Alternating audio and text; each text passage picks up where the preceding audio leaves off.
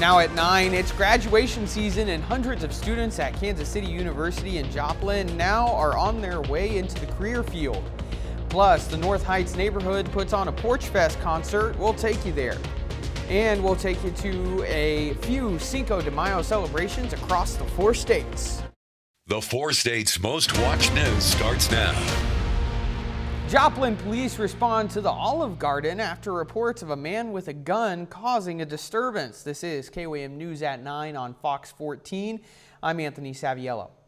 According to Captain Trevor Duncan of the Joplin Police Department, a call came in just after the noon hour of witnesses saying a man was causing a disturbance in the restaurant. Conflicting reports say the man had a gun or was rather displaying it. By the time police arrived, the male and his party were no longer on scene. The man was not located and his identity is still unknown. No reports of injuries or arrests were made, and as of 1:05 p.m., business was back to normal at the restaurant.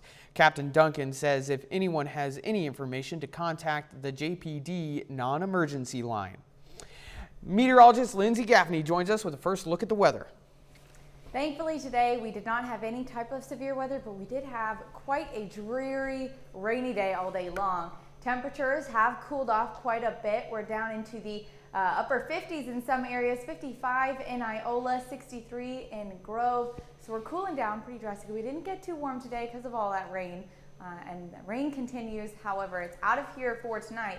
We do have another round of rain and severe weather moving in Monday, so we'll keep an eye on that. Not to mention, due to all of the rain, we're going to have a lot of fog in the morning, and it could drop visibility down to about half a mile. Maybe some areas could be even seeing less than that. So this is about 7:45 in the morning, right when you're starting your day, and it'll continue all the way until closer to 10. So be prepared for that when you're making your way out, and we've got severe weather talk coming up. All right, Lindsay, thanks. Hundreds of students graduated from the Kansas City University Joplin campus today. KOAM Samantha Walker has more on how these graduates are helping fill a shortage in healthcare. Here I am fulfilling my dream to be a doctor. Graduates of the Kansas City University Joplin campus are preparing to take the next steps in their medical journey. For graduates like Dr. Tammy Wicke, this moment has been years in the making. She helped raise her children while her husband was in medical school. Now it's her turn to graduate. I have always had a heart for people. Like I just want I just want to help people. And I just felt that this was a way that I could really serve them. More than 50% of this semester's graduates are becoming primary care doctors, an area that has reported shortages across the nation. An estimated 30% of Americans don't have a primary care doctor due to shortages, according to the National Association of Community Health Centers. The vice president of KCU and administrator of the Joplin campus says these shortages are especially notable in the 4-state area. It's just that certain areas interest students more than just primary care anymore. And it's changed gradually over the past decades, but we're at a point now where it is becoming a crisis. We are struggling with a primary care shortage, and especially in rural areas in this part of the country. Wicke says she's staying in her hometown of Joplin and going into family medicine. She says she is proud to hopefully be able to help support the same community she grew up in. This goes back to the tornado. We were in the tornado, and the way that the community came together after and during that time just gave me a big heart for the people. And so having lived in other places, there's just no people like the Midwest Joplin people. So we love the people here. Reporting in Joplin, Samantha Walker, KOAM News. The Kansas City University Joplin campus first started classes back in 2017. Animal advocates with an organization in Southeast Kansas responsible for rescuing over 700 animals last year. Officials say the organization was responsible for rescuing 1/3 of dogs that ended up at a Pittsburgh kill shelter. Today, the organization held a fundraiser to help benefit their mission. What the community should understand from our event is that we are in the area. We do need financial help in a variety of different ways so that we can meet our goals, and that there are some resources out there that maybe they haven't seen in the past. Those who attended were able to listen to live music, play musical bingo, and have door prizes, and there was a lot more. Today's rain hasn't stopped the North Heights Porch Fest teaser concert from happening. Organizers moved the concert from Landreth Park to Ozark Christian College because the show must go on. The event features live music played by several local artists. Today's event is called Swan Songs, a nod to the headlining band called the Funkelty. The group is made up of seniors at Ozark Christian College who are about to graduate, and today's concert is one of the last times you can see them perform. The concert was free. North Heights Porch Fest also welcomed some donations. Pitt State held its own Cinco de Mayo celebration at McCray Hall. Attendees were able to enjoy the El Gordo food truck as well as a cup of street corn provided by the student organization Hispanics of Today. The musical group Hispanic Banda also performed. The group is comprised of Pitt State students, alumni, and community members, as well as a few Pittsburgh High School band students. I feel like it's important to learn from other cultures as well. I feel like it's a big detail to the whole community because we are here, and I feel like it's great to celebrate even the smallest things in life. So that's what I believe. The fiesta kicked off at 6 p.m. this evening and ended at 8 p.m. Coming up, how a piece of Missouri legislation could change how teens get into the workforce. There are two bills in the Missouri legislature that would change the way 14 and 15-year-olds get approval to work. Joe Hickman shows us what's holding them back right now and the proposed change that could open up new opportunities. It's a state law that 14 and 15-year-olds get a work certificate approved by their school if they're employed during the school year and working for businesses like clerical work, retail, maintenance, food service, or car cleaning. Really, it's just kind of the permission slip, basically, that the parent and the employer have to ensure that everyone knows that the student under 16 years old is going to be getting a job. This school year, I think I've processed about 55 so far. But two bills in the Missouri legislature would eliminate that oversight by the schools, as the only requirement would be that a parent sign a permission slip for the child's employer. I think a family and parents should make a decision on whether or not their child should go to work if they're 14 and 15-year-olds, instead of the school district giving the permission. The current form that the school fills out is relatively simple, including the statutes pertaining to employment that won't change if the bills are passed. And right now, the school is the final arbiter. It is at our discretion, but typically, if a student needs the job, they can have it as long as they follow the protocol. It's really to protect the employer. This process went into place in 1957. A lot has changed in that time since 1957, and we need to come up with a different plan. I also believe the schools still need to have some involvement. As a parent, I would hope that I would know what's going on with my child in school with their grades, how their behavior is. A lot of what we look at is like how many hours are they looking to work during the school year. And usually it's one of those where we grant, and then if grades start slipping, we start asking questions and talking with the students and having those conversations. And I think that's a key point, is that we still have our federal laws and we still have Missouri state statutes that state what kind of job they can have, when they can work. There's still all those rules in place. Hinman's bill was approved by a committee along party lines, with Republicans generally for it and Democrats against it. I had asked the Democrat leader for the committee why they had voted against it, and her stance was that she believes that the school districts need to have a say-so on whether or not a child works. And while Hinman was hoping the bill would get to the House floor this week, the last 3 weeks are very robust, and we try to hit a lot of the priorities. I don't see this as a priority for our caucus to get done this year. I would like to have the opportunity to bring this up on the floor so we can have that debate. So if we do decide to bring this bill back next year, that we can make it a better bill next year.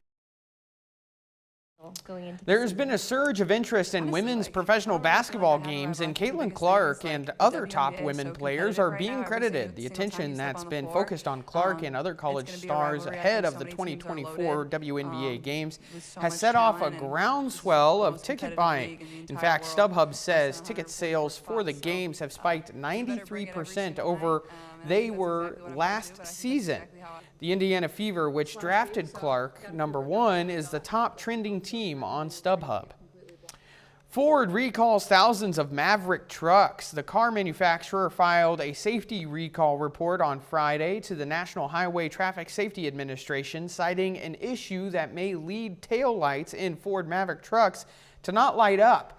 More than 242,600 Maverick trucks between model years 2022 and 2024 fall under the recall. The issue doesn't impact stop brake lights or turn signals.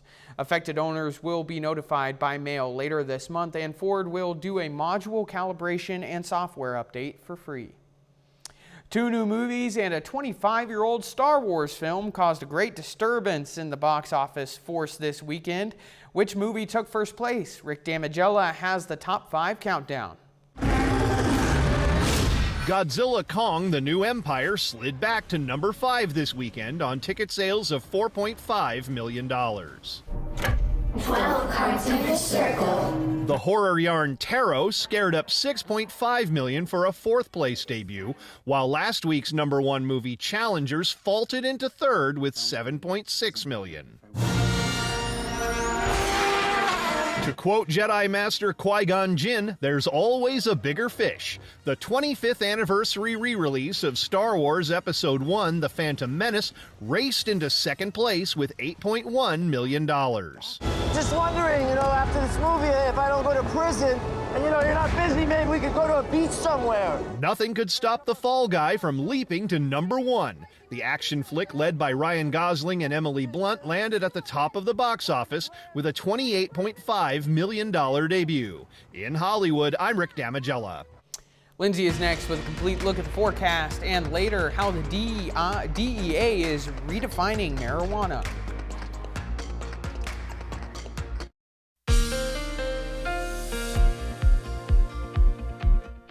Well, it was really rainy today, dreary day all day long, and we still have some clouds hanging around, although the rain has left the area. Taking a look at downtown Joplin from the Cornell Arts and Entertainment Center, you can see those lower clouds. We do still have those clouds around, but like I said, rain has mostly cleared out of our area. Still a few showers here and there, but for the most part, we're clear for the rain for the next couple of hours. We do have some more rain coming in, a few showers earlier in the day, and severe weather tomorrow evening, so we'll keep an eye on that. But the amount of rainfall that we have gotten since this morning, quite a bit, especially if you're moving in on those western counties. We saw about 3-4 inches, but the rest of us only about an inch, maybe up to 2 inches. So not too crazy, but we did have that flood watch in effect until 7 p.m. today. It has expired, and we are expecting that severe weather. And you can see the line of clouds moving that's past Albuquerque. That is where those storms are going to develop. Now, we're not getting that until later on tomorrow evening. And you can see the time frame right after 9 p.m., closer to about 9 p.m., and then it goes all the way until about 1-2 in the morning. We're going to have some pretty severe storms. After that, we're calm for a while, but we've got another round of severe storms on Wednesday as well. We see a cold front moving through on Wednesday, so we'll keep an eye on that as well. But tomorrow is our main focus right now with that alert day. Most of the day, we'll have some clouds to start off your morning. Like I said, a few showers earlier in the day around noon, 1 o'clock, but they're going to be very brief and light showers. And then that's when we're going to see that severe threat. So as of right now, that elevated risk has now expanded into a lot of our Missouri counties as well, now containing Joplin, Pittsburgh, Nevada, and all of our Kansas and Oklahoma counties. We'll keep an eye on that. And if you look just off to the west near Wichita, they're in a high risk. They are in a prime spot for the severe weather and tornadoes to spark up, but we're not far off from that. So we'll keep an eye on it. We're expecting about 8 p.m. to 3 a.m. is our time frame for when these storms start to move into our area and really spark up. We're expecting damaging wind gusts up to about 80 miles per hour, tornadoes, and not to mention hail about size of quarter, maybe a little bit larger, but that main threat's going to be damaging winds and not long-lived tornadoes, but still tornadoes. So let's take a look at our future track. And we're going to start to see, like I said, a few showers moving through around noon, but they'll clear out, and then we see the line of storms moving, and we got that squall line pushing in around 7:38 right on the western counties, and it'll continue to move in. A little disorganized at first, but we do see it start to form some pretty strong cells, and if you look down just in entering into the Oklahoma counties, that's where we're going to see some really strong storms. Those are going to be pushing into our area, and here we're going to start to see it organize that line about 11:30 p.m., pushing into the Joplin metro closer to 1 a.m., so after midnight. So we do see these storms can be pretty severe.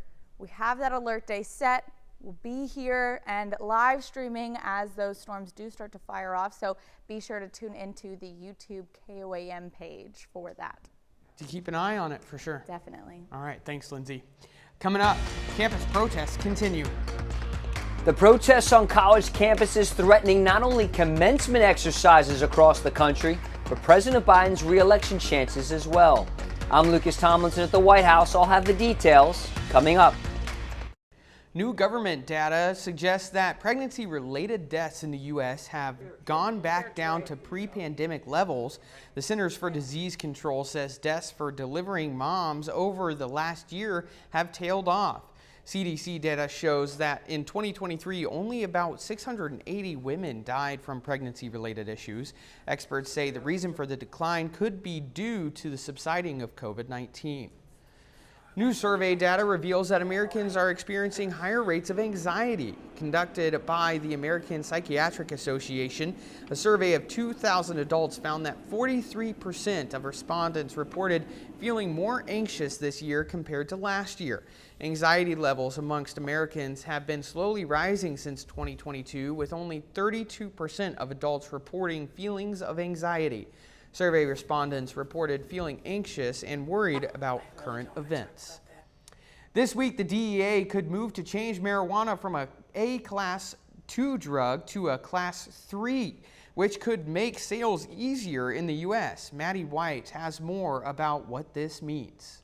So I think this is just step one in maybe getting that down. You don't have to be baked so that the feds can just stay out of it. to want a bigger piece of the pie. And anything we can do to lower the cost of running business. It's why pot shop operators are hoping the DEA will follow through on their budding new plans. Moving this to Schedule 3. That's Neil Janeja, a cannabis attorney in Washington. To understand what the DEA did, you have to look at what is scheduling. Under the DEA's Controlled Substances Act, there are 5 schedules of drugs listed in order of potential for abuse. Schedule 1 has no accepted medical value and a high likelihood of abuse. That's where cannabis currently lives. But we now know the DEA will move to reclassify it. Meantime, here locally,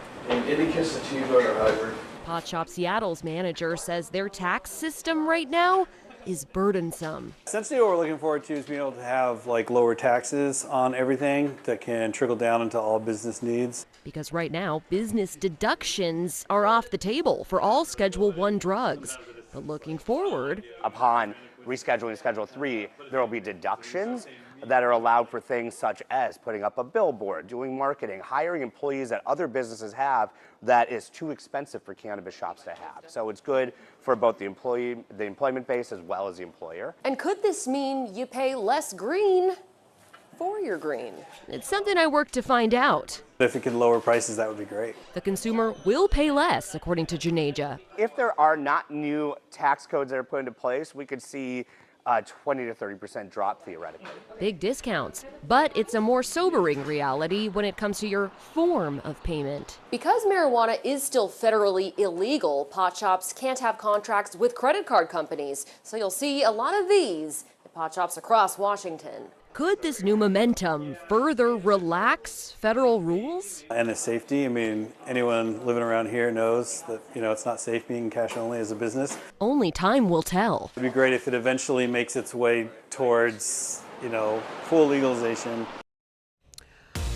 Up next, the world's wackiest run. What's believed to be the world's only 0K bridge run took place in the Florida Keys on Saturday. The run, if you can call it that, was held at the Cow Key Channel Bridge. Its 360-foot span is among the shortest of the 42 bridges along the Florida Keys Overseas Highway. Contestants wear off-beat costumes with cow themes and even Star Wars themes since it was held on May 4th. Think May the 4th be with you. Awards are given for categories including first and last place and for the zany costumes. 30 more minutes of news, weather, and sports coming your way. Coming up, Israel and Hamas ceasefire negotiations may be falling apart. We'll have the details.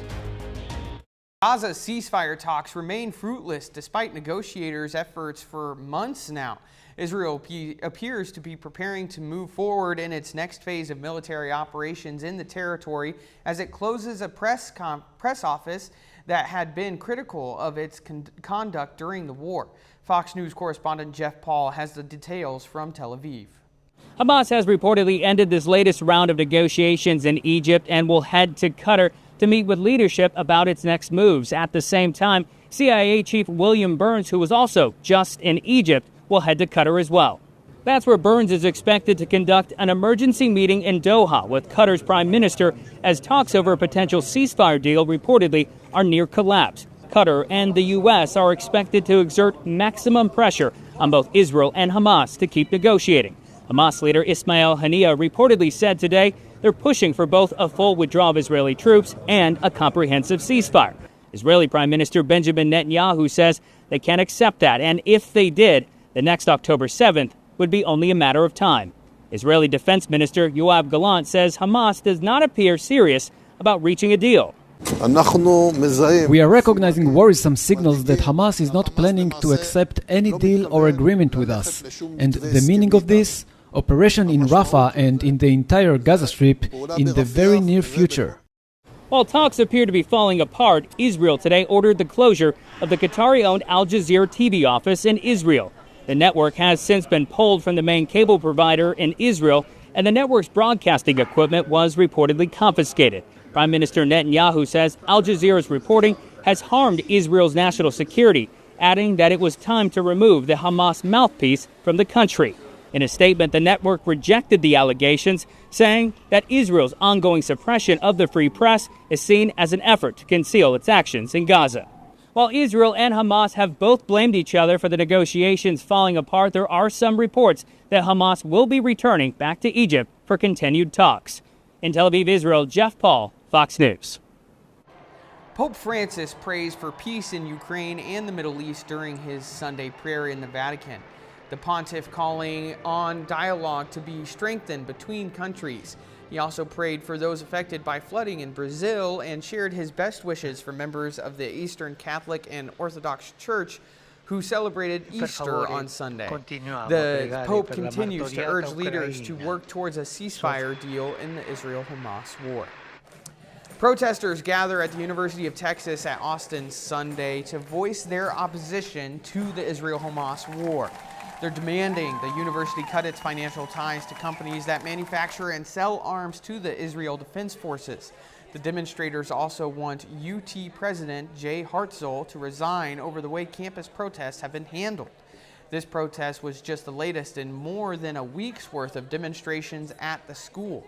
It came after more than 100 people were taken into custody on criminal trespassing charges, most of which were dropped. The ongoing protests on college campuses across the country threaten to disrupt commencement ceremonies happening in the next few weeks. The White House worries they could also have a major impact on the president's re-election hopes this fall. Fox News correspondent Lucas Tomlinson has more. Police at the University of Southern California moving in Sunday to break up an encampment on campus. After the situation at Columbia University reached a breaking point, colleges have been taking a harsher stance in how they handle the demonstrations. President Biden addressed the crisis for the first time last week, condemning lawlessness while defending students' First Amendment rights. Republicans calling it too little, too late. It was 2 weeks after these pro-Hamas fanatics had taken over a lot of campuses. His failure to address this early on and to make very clear whose side he was on has just fed this. With the election 6 months away, the White House is walking a tightrope in how it handles the issue. On the one hand, it must acknowledge the growing instances of violence and hate speech. But the administration also recognizes the situation in Gaza is growing increasingly dire. Thousands of Palestinians have been killed since the war began. Pushing to shut down protests could risk alienating young voters, a key demographic to the president's re-election campaign. Everyone from the president on down is aware that young people are upset at what's going on in the Middle East. And I do think it's had an awakening in Washington that this war has to end, that too many people are dying. Some historians are drawing parallels between the anti-war protests of the 1960s during the Vietnam War. Those protests came to a head at the 1968 Democratic National Convention in Chicago, the same place where the convention will be held this summer. At the White House, Lucas Tomlinson, Fox News. Still ahead, cows are big fans of bananas, and that's no bull.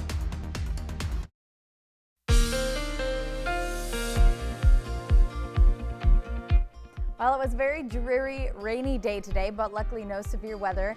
That is holding off until tomorrow, but taking a look outside at downtown Joplin from the Cornell Arts and Entertainment Complex, we do have some clouds still sticking around. They're pretty low clouds, but like I said, most of the rain is out of here. It's cleared out. We do have a few more showers still sticking around in our eastern counties, but nothing too crazy going on out right now. We've had a bit of rainfall. Now, still, most of these areas have been dealing with flooding since last week. So any additional rainfall can be an issue and can cause some localized flooding. So we did have that concern today. But most of us got about 1 to 3 inches of rain today, but we do see more rain coming in this week. Starting tomorrow, we've got that severe threat. So if you take a look over at Albuquerque, we've got the line of clouds. As it gets a little bit closer to our area, and those clouds are going to fire up some storms, and we do have a pretty significant severe weather potential. So we do have an alert day set for Monday. That's not until Monday evening and overnight. So if you're starting your day, it's going to be mostly cloudy. We do have fog in the area until around 9, 10 a.m. So be prepared for fog and hazardous driving conditions in the morning when you're off to work. But other than that, it'll be a pretty decent morning. We do have a few showers that may come around noon to 1 o'clock, but very brief. That severe threat, though, is what we're really focused on. And now it's expanded an elevated risk, not just for our Kansas counties, but it's expanded all the way now, including Joplin and some of our more populated cities, Pittsburgh, Nevada. So it's now expanded into Missouri counties as well. But if you look over in Wichita, we've got that high risk way over there for the severe storms. Not in our area, but it is relatively close, so we'll keep an eye on that. It's 8 p.m. to 3 a.m. is that time frame that we're looking at, and we're expecting damaging winds, tornadoes, and hail up to about quarter size. So we could see some pretty severe threats with this, although any tornadoes that come more than likely will be just brief weekend tornadoes. But we're going to take a look at that future track, and we're going to start to see those showers push in ahead of the dry line. Then that dry line moves in around 8, 9 o'clock, right on our western counties, starting off a little bit less organized, but as the time it makes it to our Missouri border, that's when we start to see those lines, those storms really organized. So that squall line starts to push through the metro about 1 a.m. And that's where we're going to see that severe threat. And you can see it even bowing out here and just north of us as it moves out of Kansas City. So like I said, pretty severe threat with this, and it starts to move out around 2, 3 in the morning. So it's going to be happening all evening long. We will be live streaming as these storms start to pop up. Any severe thunderstorm warnings, any tornado warnings that pop up, we'll be around, we'll be alerting. So keep your phone on, turn on, any notifications so you can do that Skywatch weather app. We do have that alert day set for Monday. Got to keep an eye on it, keep track of it, right? Yes, definitely. Always be prepared, be alert. Absolutely. Thanks, Lindsay. Coming up in sports, Pitt State and Missouri Southern compete at the MIAA Outdoor Track and Field Comp Championships. Plus, the Kansas City Royals look to win their series against the Rangers. We'll have the highlights and more.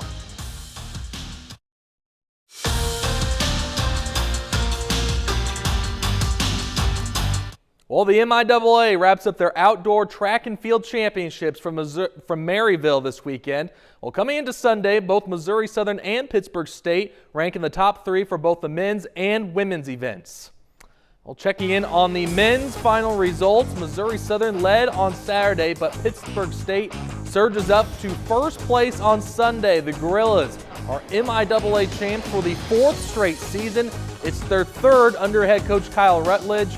And Missouri Southern, well, they put on a great showing this weekend, but the Lions finished in 2nd place.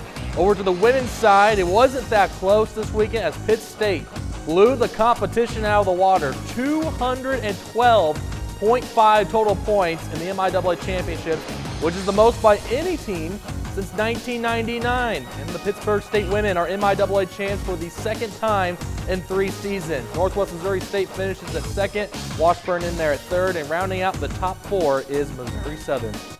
Well, the Kansas City Royals enter Sunday afternoon, only a game and a half out of first place in the American League Central standings. Now the Royals still have a shot to win the 3-game series against the Texas Rangers. Defending World Series champs are in town. Royals at Rangers. Vinny Pasquantino gets things started as he doubles down the line and runs scores, and the Royals lead 2-0 in the 3rd inning. So on the mound for the Royals is Daniel Lynch, as he was terrific. Strikes out 2 hitters in the 4th inning.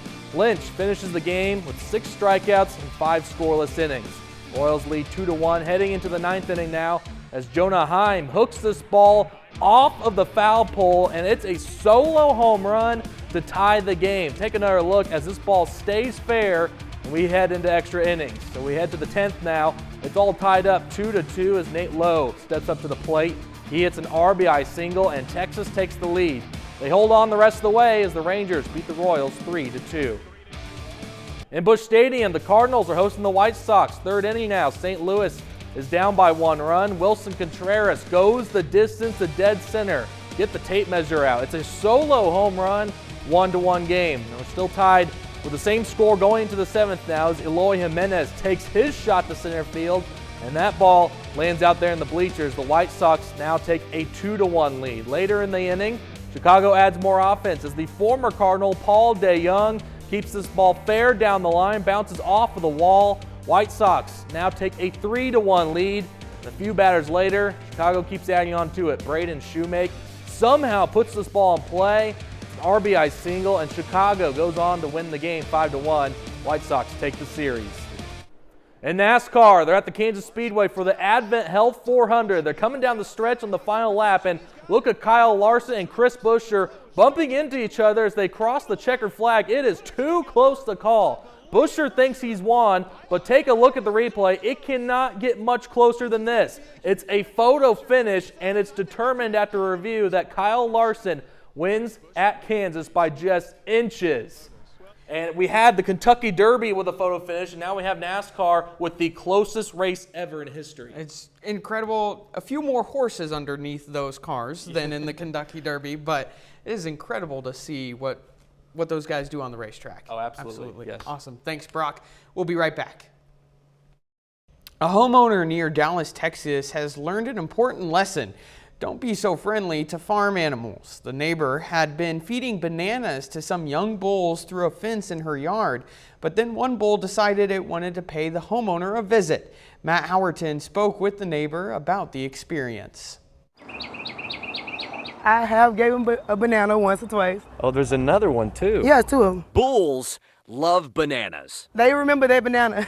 LaToya Keeling found that out the other night. He'll come, he'll act like he eating the leaves, but he'll be looking into the house like, I know y'all home, come give me a banana, you know? These 2 young bulls live in a pasture behind her Mansfield home. That's the banana feeder.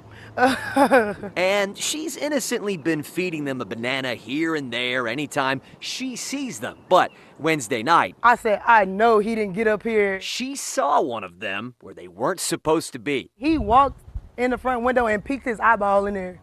Like, yeah, I know y'all home. Like, One of the bulls had pushed through the barbed wire fence and was trying to find LaToya. A harmless relationship suddenly went to the next level. So he didn't know how to get back down, and I didn't know how to get him back down. LaToya called a non-emergency line, and officers came to break up this love of bulls story. The one with the curly hair, he's the aggressive one. He was nudging him. But the officers did their job, successfully leading the bull back to its pasture. All right, buddy. The fence going to be rebuilt, and LaToya? Don't feed young bulls bananas. They're like cats. They'll come back. Probably gonna dial back on feeding time. A new study suggests that owning a cat may put you at a higher risk of schizophrenia. Research published in Schizophrenia Bulletin by the University of Queensland in Australia say that people exposed to cats could double their risk of developing schizophrenia later in life. Scientists reviewed 17 studies over 43 years of cat owners during their first 25 years of life. They found that participants exposed to cats early in life later experienced symptoms of schizophrenia. One psychology expert says there's no reason to panic and that there is still much more research to be done. Up next, law enforcement leaps into action to save a man and his four-legged friends from flooding. A man and 3 dogs were rescued by Houston police Saturday after severe weather hit the area, causing rivers and streams to overflow and flood nearby communities. A Marine Enforcement Unit officer was patrolling North Houston when he heard a man yelling for assistance. The officer responding to the man on a jet ski, finding him in 8 to 10 feet of water. He assisted with getting the man and his 2 dogs on the jet ski. The officer also rescued a 3rd dog. Well, as a dog owner, Big fan of dogs. Definitely. And very happy that the dogs are okay. Yeah, big fan of the dog being rescued. And him being okay too. Yeah. But we're big fans of dogs being rescued and everything. Yes. All around, big fan of dogs. And just everyone being healthy and happy and safe. So that works. Well, that's our time for tonight. Thanks for joining us. We'll leave you with a video of a baby giraffe at the Houston Zoo from all of us here at KOAM. Have a great night.